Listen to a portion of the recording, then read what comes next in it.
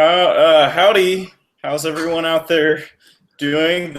Our audience. I'm Duncan. This is Peter, What up? I'm and just cracking. I realized that Peter and I will talk before the podcast, and I don't exactly know when it becomes the podcast and when it's just us talking. And then there's just like that awkward moment where you're like reinitiating a conversation that you already started. So I think that's where the awkwardness sometimes comes in when we first start. So maybe we're figuring it out. There's definitely I don't know. There's a trick to it, but we'll get there. I wasn't calling you awkward because I'm equally awkward. I was definitely not calling you out. No, I mean I think the online format can have some awkwardness to it. Yeah. Because it's kind of like, especially when there's more than two people, because like you're trying not to, you kind of have to like pause a minute to like wait for what the other person's going to say. Cause you don't because there's like that slight time delay. Right. So it's like, when do I jump in here and when do I just, right. It reminds me of improv a lot, just because you really have to like remember to stop and really listen, just like slow down and listen to the other person, where I don't think like in your normal life I don't think we're always used to just slowing down and really just focusing on listening, but that's what it's all about with the podcast. So, but dude, how have you been? I've been well, fairly well. So I was telling you last time that I was in this. I signed up to participate in this data science course that was about building intelligent applications, machine learning, and yes, machine learning. So it's kind of like one kind of part of AI, one of the main parts of it, and.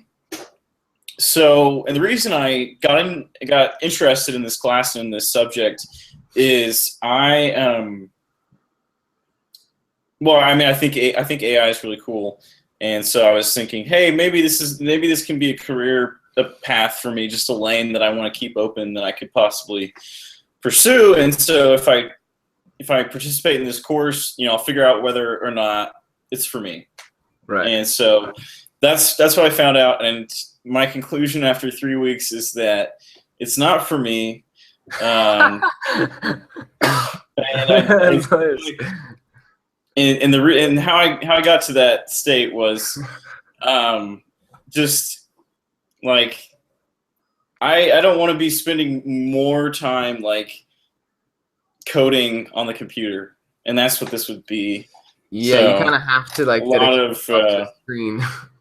Right. A lot of, and so, I mean, but I'm still really interested in the subject, but I want to focus my energy on kind of like a different level of creative expression, because I feel like sometimes coding really takes me into the logical, the deep depths of the logical, and it's just a realization that if you don't want to spend a lot of time doing that, then don't pursue that as a career.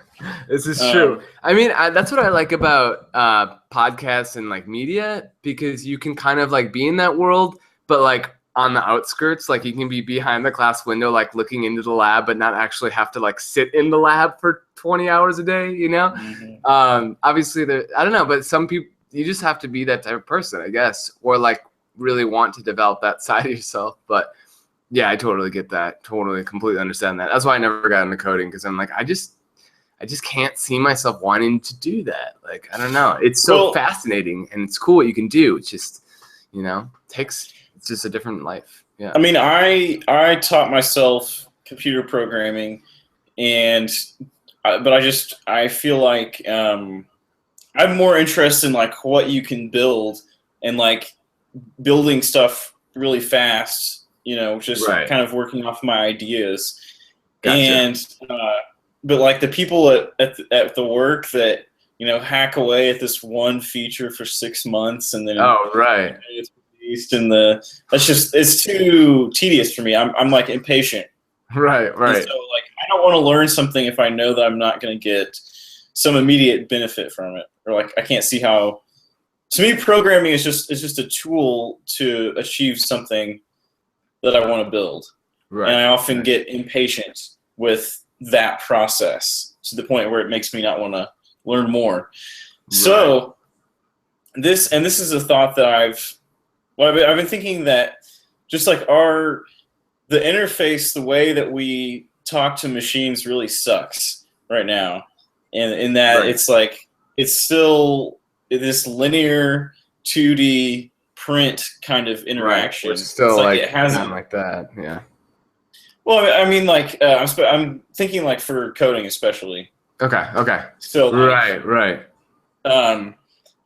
So like just the fact of like, it hasn't evolved much since like being at a terminal, and just typing in the commands. It's it seems odd in way. I mean, there's different way. I mean, there's different ways you can code, but like in order to be like a legit like programmer, you have to really understand that terminal aspect. You have to. Yeah. And I feel like computer science and specifically that coding it takes a long time for like the advances for new advances to propagate through that.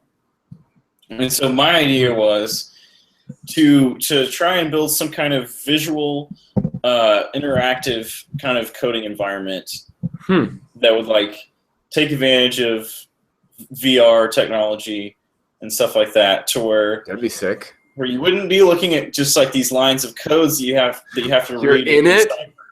It's a 3D. You're in the Matrix. You're in the Matrix, exactly. So that'd be I could see that working. I could see it like you're in like this room where like there's just like all this data streaming, and you can like be rocking out on your like favorite like playlist, and you're just like, what's that? Oh god, what's that movie? Oh gosh, this is coming to my mind. It's with is it Blue Steel or with Blue Steel? What is it? Who does the Blue Steel? You know what I'm talking about? With Ben Stiller.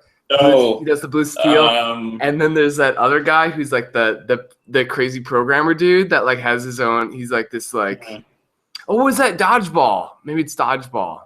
That was it. I haven't seen it. Oh gosh. Yeah. Well, there's this guy that he just like sits in this room and he's like coding all day, and he's just like blasting this like super intense like I don't know. You'd have to see it. Yeah, I thought it would trigger a memory, but that's what came to my mind when you were saying that. But anyways, that would be sick. I can definitely see that being more, I don't know, virtually just stepping into this virtual world where you're like in the terminal. Well, I mean, it would be some kind of like so like the computer languages as they are, there's different levels or layers of abstraction. So like you got the basic like ones and zeros, and that's so tedious. Nobody wants to mess with that. So we built a higher language on top of it. It's like C or C++, and so that. There's some trade-offs, but overall, it makes it easier to express what you want to say. Gotcha. So all I'm saying is just a higher, abstraction on top of that. Stuff. Yeah, that would be some colors in there. Some trippy colors. Something that you could see rather than just have to. What if you could like sing?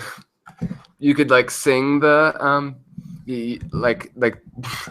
You could sing and it would like it would code for you, like you could do like a hoo-hoo, and then that was like a well, I don't know, I don't have any like coding terms. No, so, like that's so that just totally sparked this association for me. But so Terrence McKenna, have you heard of? Yeah. Heard of him?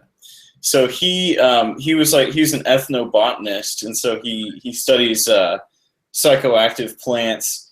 And but you were talking about like singing, like something that you could see, right? And so there was this in the literature, there was this Amazonian drug that was discovered that was called telepathine, and they they thought, I mean, it was called that because all the reports like indicated that this made you telepathic.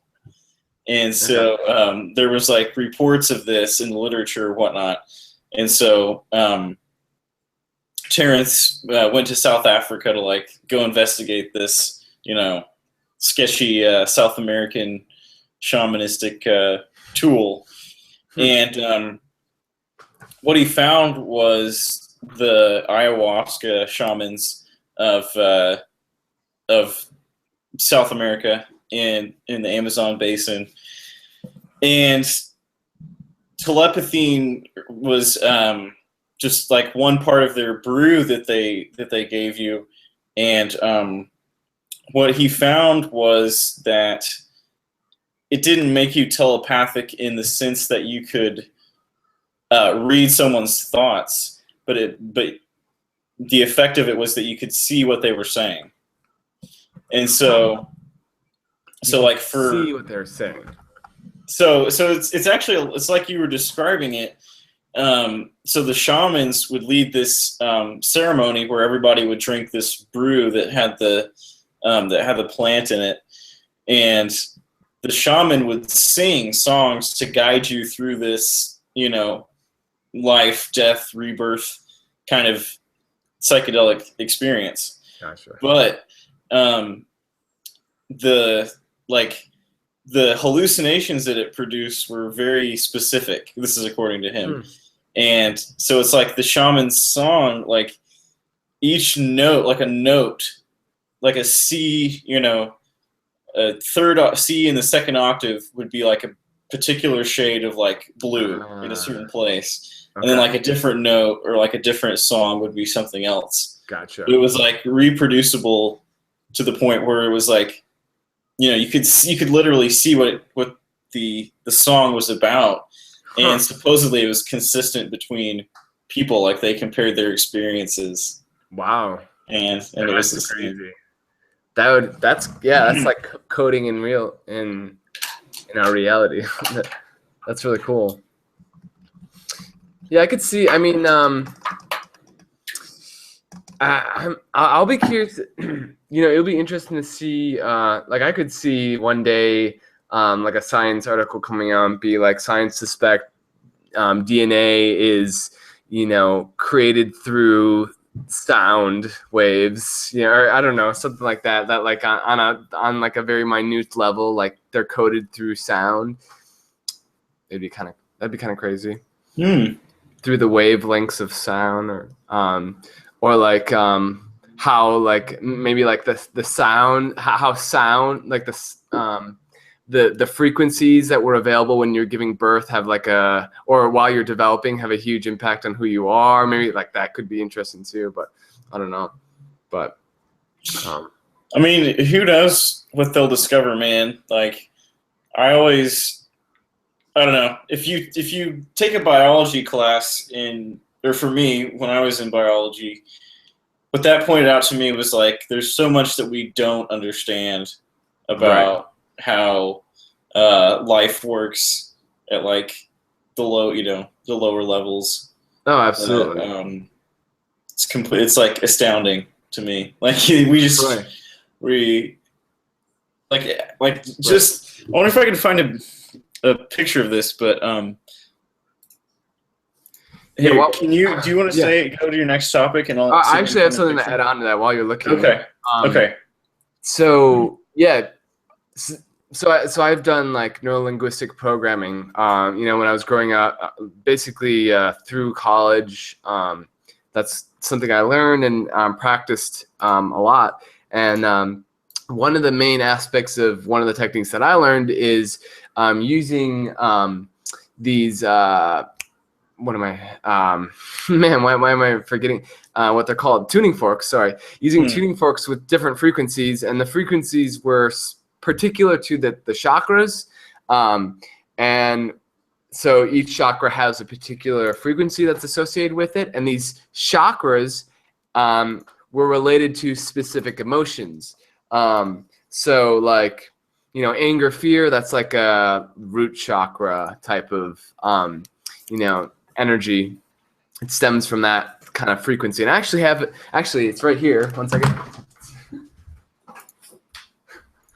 I actually have them. I have them right here. Let me see what the frequency is here. So you have like the root chakra. The root chakra is right here, and it's at 194.18 hertz, which is interesting. But anyway, so like using these, it's fascinating because I've seen like real things happening with people using sound, and how like a lot of like their past gets triggered through a specific sound, and how you like go deeper into that, and you find like a lot more information about them. So like, you know, ultimately the sound leads to information, and like information is what essentially is what we are. Like I guess like a gene is like information at its like core level. It's not, it's just information, you know. So like, I don't know, it doesn't, for me, I don't see that huge gap between sound and like actually like coding your reality through it. But because sound is a wave, and energy. I'm getting lost within myself here, but I'm really just thinking out loud. But anyways, I do have a story though, from that topic of from the topic of like technology, and basically we were talking about computing, like high level computing. So Google just last week announced that their computer, their Google D-Wave, their quantum computer is 100 million times faster than a normal computer, like a single core computer.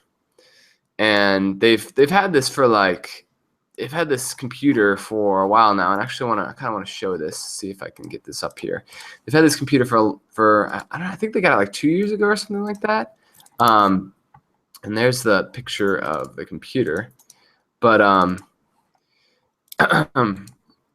so you can see, okay, so here's the computers. They're like huge, and you know, it's kind of just like what we started with the first computer, pretty much about these size. Now we have quantum computers that are 100 million times faster than that. And so anyways, yeah, that was the basic deal. While these results are intriguing, very encouraging, there's more work ahead to turn quantum enhanced optimization to practical technology. So basically they're like, yeah, we are 100 million times faster than a normal computer. However, we can't really do much with it quite yet, or at least on a consumer level. It's really just not there yet. And so Google's really one of the few people, Google and the government are the few people that can get their hands on one of these bad boys. But it's pretty awesome. And then on top of that, unless you found your thing already. I mean, I think it just needs, just like put the word quantum in there, and you're, you know, like that's, you're gonna be successful. Just, yeah, right. Just I mean, I believe it's 100 million times faster. I know, right? It's like, it's just, yeah, you know, it's I don't know. Well, and they say the reason for that is that instead of using just zeros and ones, the quantum computer can use both at the same time. It can use the 0 and the 1, which they call a qubit. So instead of a bit, there's a qubit, which is, and I don't even know how that works, where it's using both. Do you know that? Are you familiar with how that's happening? So so there's this experiment. Well, it's a thought experiment, but it's called Schrodinger's cat. I've heard of that one. Yeah. And so what the experiment is so you build a black box that's isolated from outside influences, and you trap a radioactive particle in the box. And so according to, you know, the half-life theory, there's the half-life means there's a 50% chance that it'll decay in a certain time period. It'll decay into something else. And so, but it's like, it's a real, you know, Well, so it depends on if you've observed it. So it's like when you when it's isolated from all outside influences, you know, it'll be it'll be in that pure state of probability.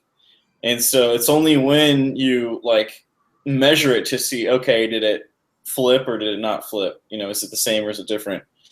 Mhm. Then that Right, it has to choose. then it truly becomes then you know, so the particle would never, I guess it would never decay. It would just be, it would be in both states if you never looked at it. Right, right. And so in the act of measurement, it forces it to be one or the other. And so the Schrodinger's cat is like, so what if you hooked that up to a cat that's in a box and Right. attach some kind of explosive device, you know, or whatever to the cat.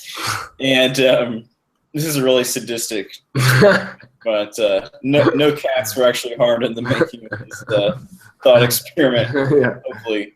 But so then the idea is that, you know, the cat would be both alive and dead at the same time. And so there's different interpretations of that.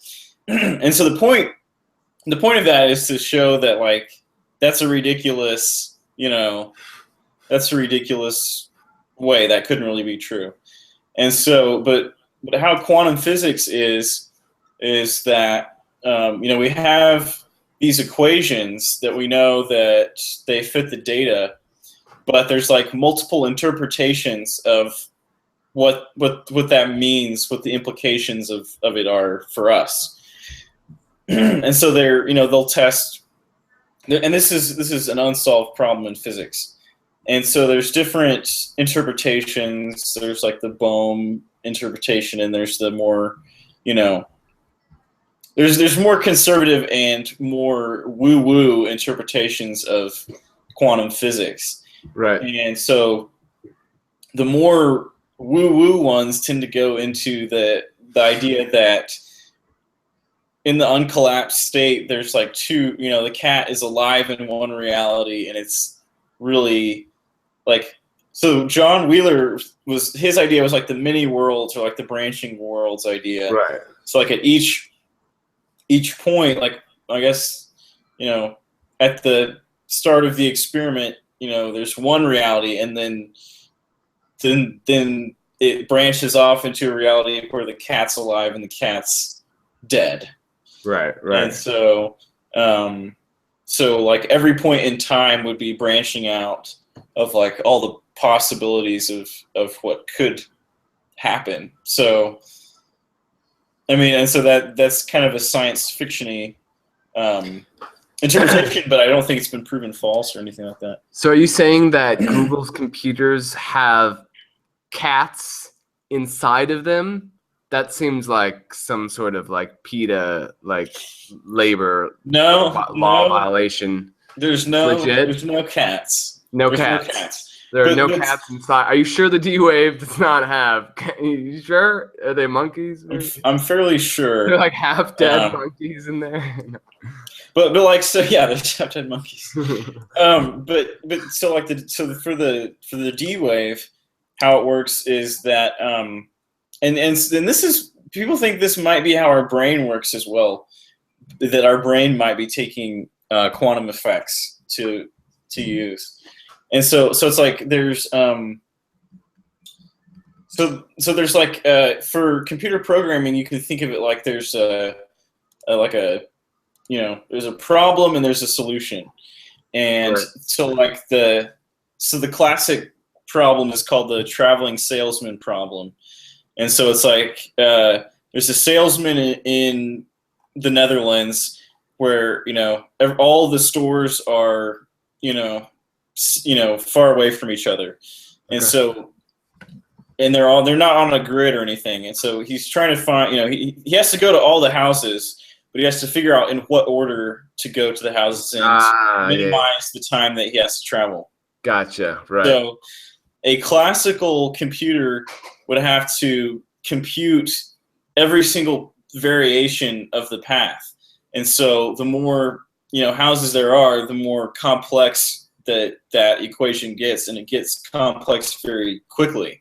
Right. And so the way the quantum computer solves that is that it works on all the possible routes at the same time. And then and then when it gets the solution, it just prints the solution out. Gotcha. So it finds the least it finds the path that utilizes the least amount of energy. Yes, exactly. Which an interesting side effect of that is when it actually gets the answer, you can't really look and see how it solved it, because it just gives you the answer, because all the other branches sort of disappear when you open the box. So it's magic. It's not science. It's just fucking David Blaine shit on molecules. David Blaine's in the box. It's hashtag David Blaine. This is the David Blaine interpretation of quantum physics. That's it. All a joke. It must be. No, but honestly, like you explaining that, it makes me think of my intuition, how my intuition works, how things like over my life I've learned to really let go of trying and really trying using my mind to figure out things, and instead letting things appear before me and then acting when the opportunities present themselves, kind of a thing. And so it's very similar kind of process, because I might have a problem, I'm not actively trying to solve it, but when the opportunity to solve it appears, I go for it, and then it's like boom, it goes so, it's boom, there's this direct line to the finish, and I guess when I'm done, I'm how the hell did that happen? How did all these things line up at once? What the hell just happened? And there's no way you can kind of you kind of, so a lot of times it's just well, it just happened. There's no thinking this out as to how all these things align. They just aligned, and it was it was just in the flow. It just kind of happened. But that's kind of what it feels like with that quantum computer description. How it's just letting the computer let the all-seeing computer do its thing. Don't ask any questions until it finds that direct route, and then you just go there. If you want to go there. Yeah, you see the answer, but kind of cool. I mean, and so I mean, they like I was saying, people think that may be how the brain actually works, on a molecular level, because there's I mean, we kind of understand neurons, but there's a lot of tricks in the way that the brain computes things that it's we really still don't understand, and so people are thinking that some people are thinking that that individual neurons may be using some quantum effects in their computation.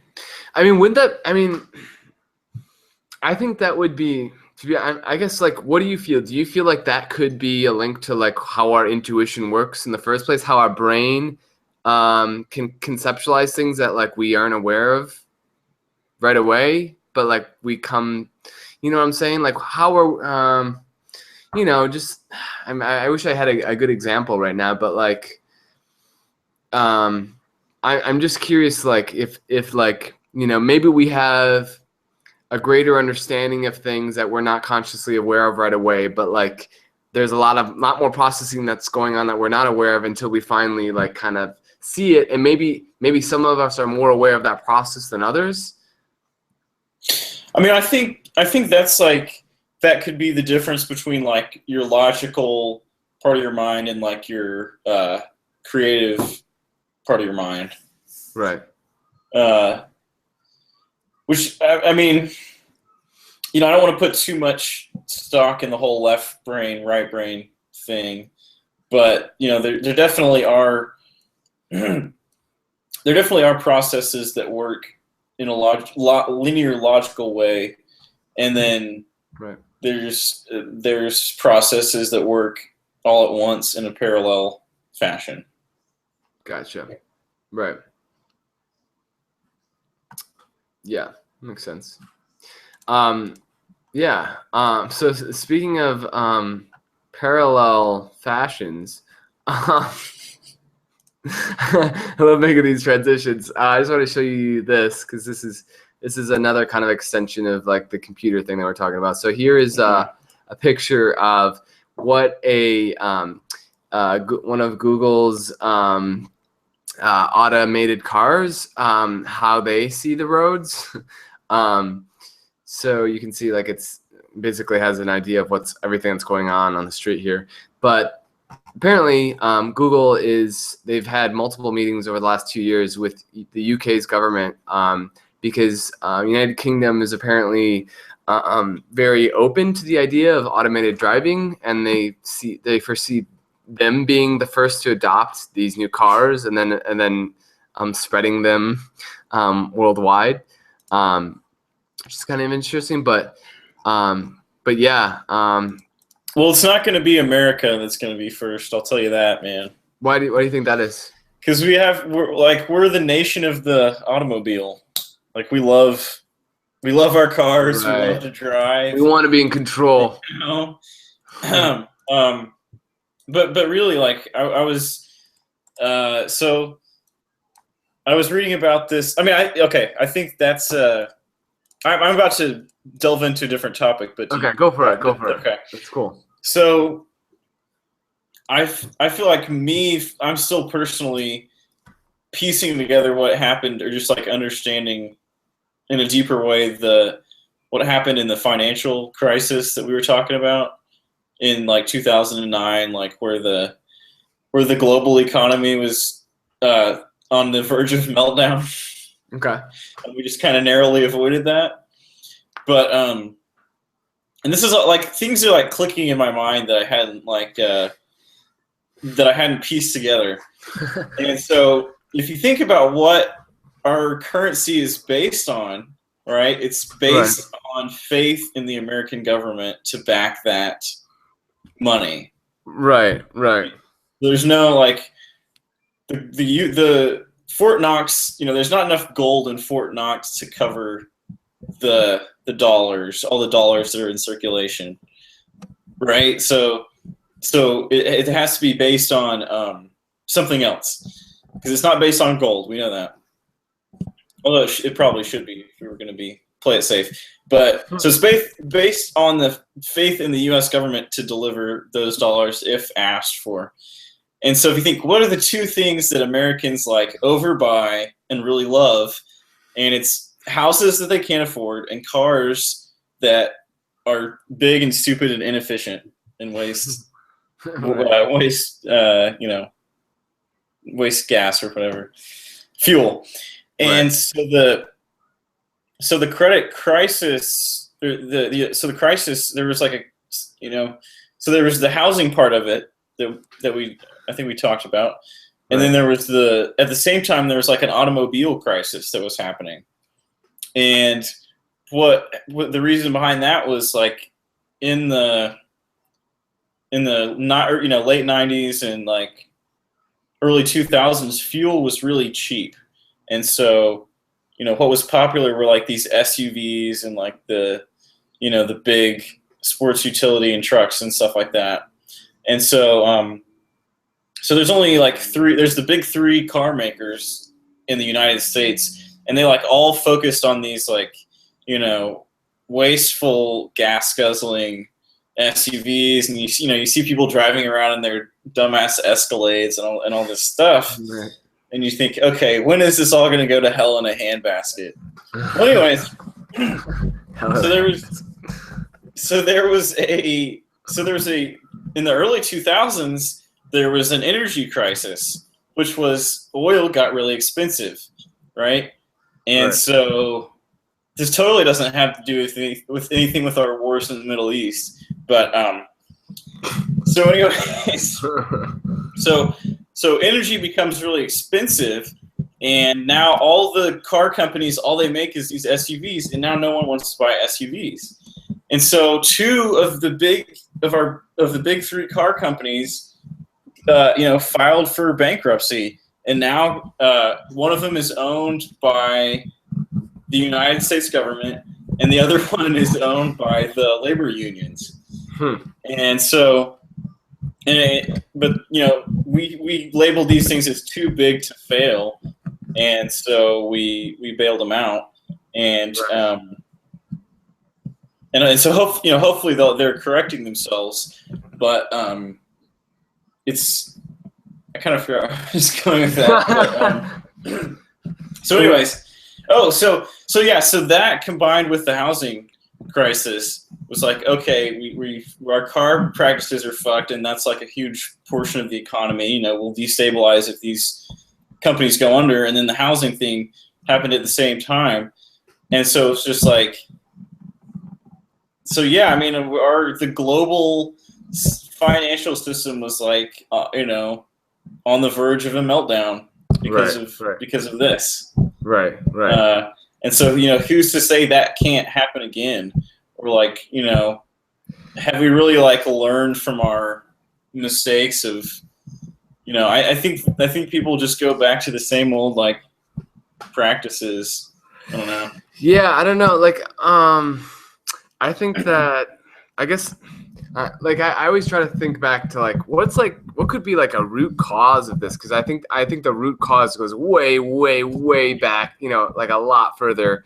I think a lot of the root cause is one of the main root causes is probably the individuality mindset, where the individual trumps the collective, and or more so, we still have collectives, but we don't see, like, we're not in it for everyone, like America's in it for America, not necessarily. I mean, but we do, there are some things, like for instance, like climate, we're like, okay, we're in it with the other people, but there's a lot of other aspects where we're really not in it, for everyone. And in the end, like, if like we better be in control of the gas, we better have we better be in control of the currency, or else like shit's going down, but I don't know. I think that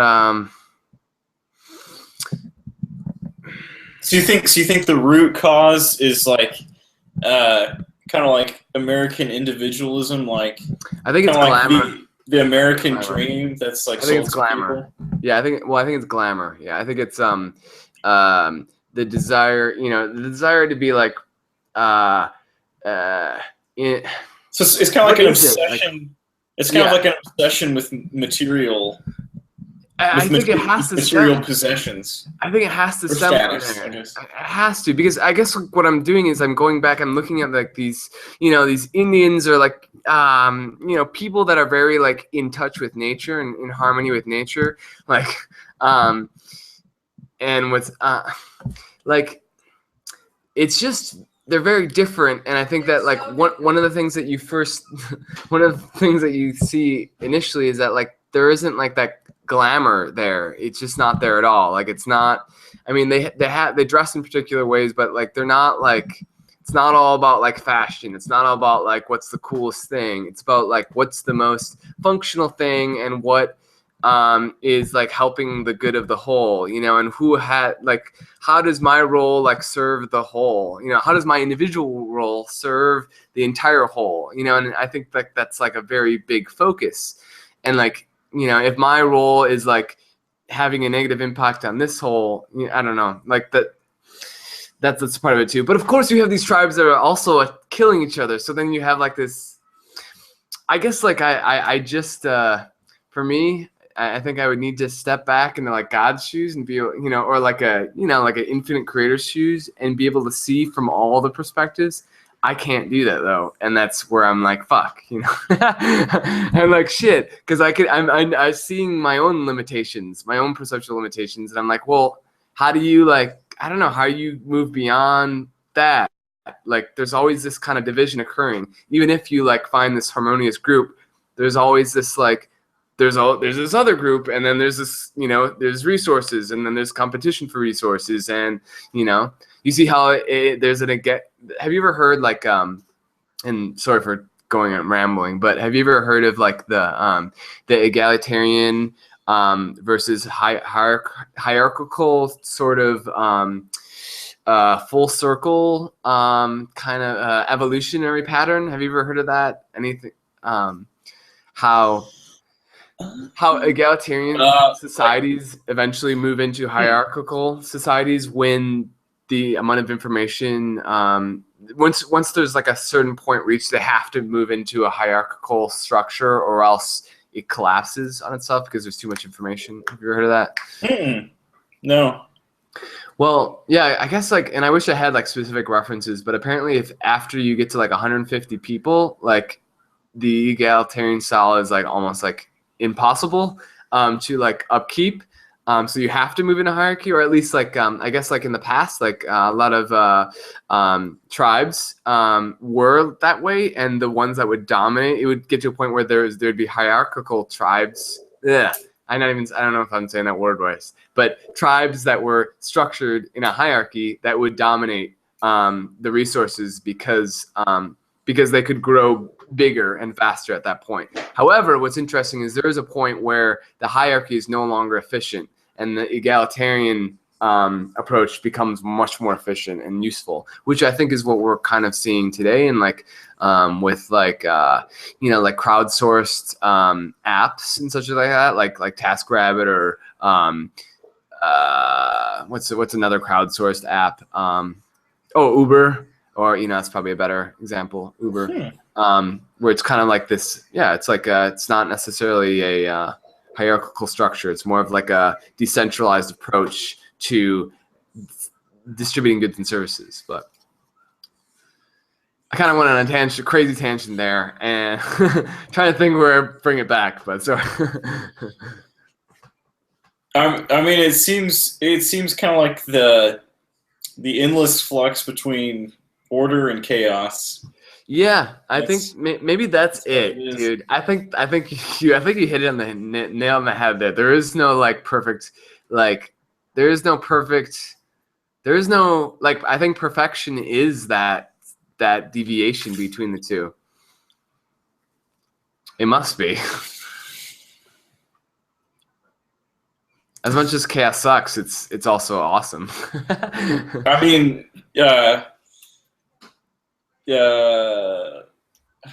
what?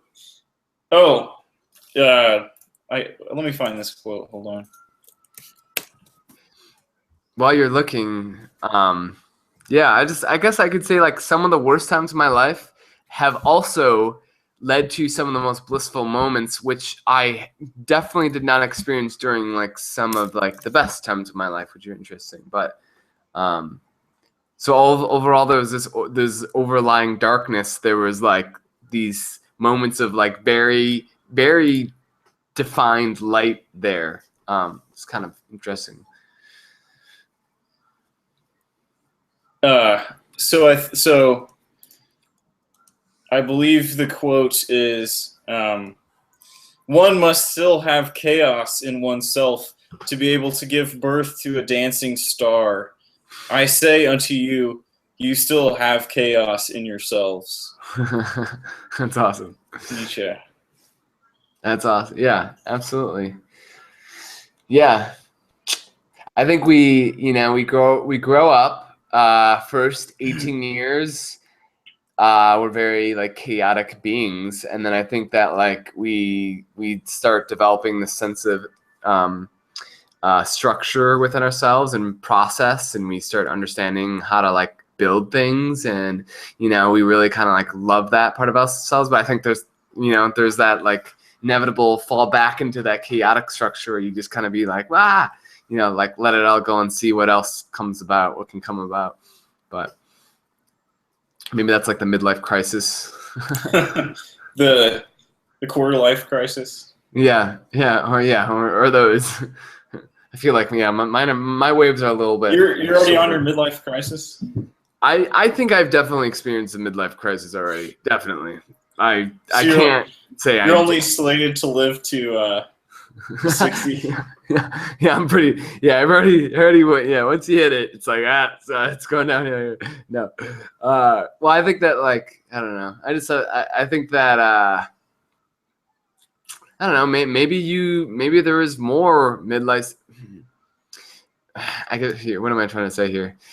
I think that a midlife crisis is merely your inability to let go of a life that needs to be let go of to open up an opportunity for something new. So if you get good, if you could do it once, I think it's easier to do it again. If you've already lost the life once, if you've already let go of everything, once you let go of everything and you're like, you realize you're not dead, still alive, and good things are coming your way, and you can start again anew, and it's actually like way better, and you literally, I don't know, you're still like good somehow. Like it becomes, I don't know. I think it's going to be easier the second one for me.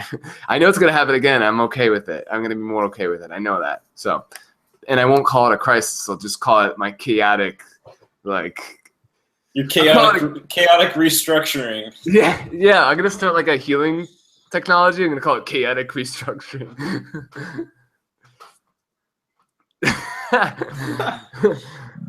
Well, that sounds good to me.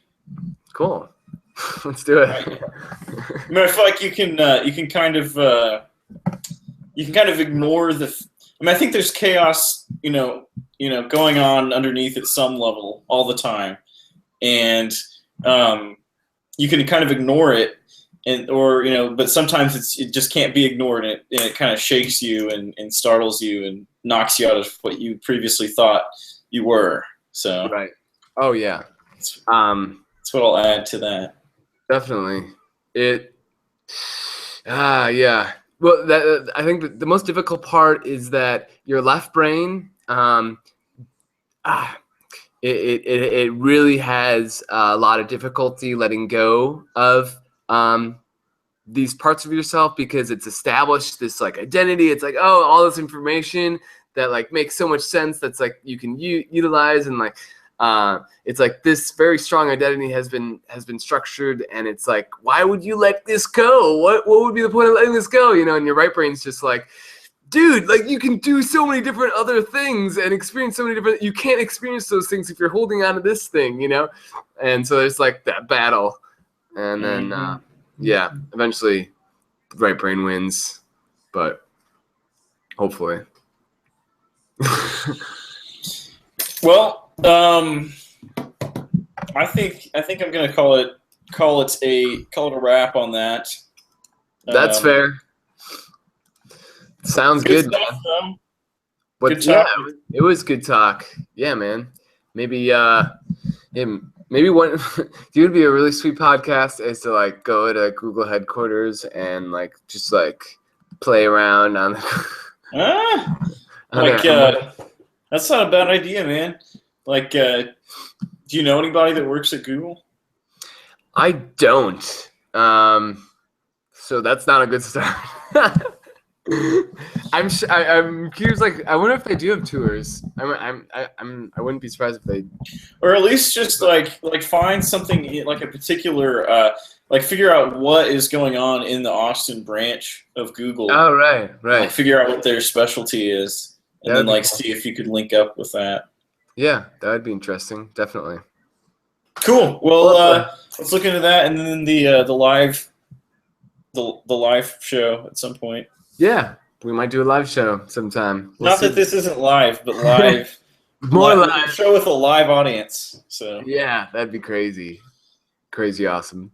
Cool. Well, it's been good talking to you, Peter. I'll see you next time. Sounds good.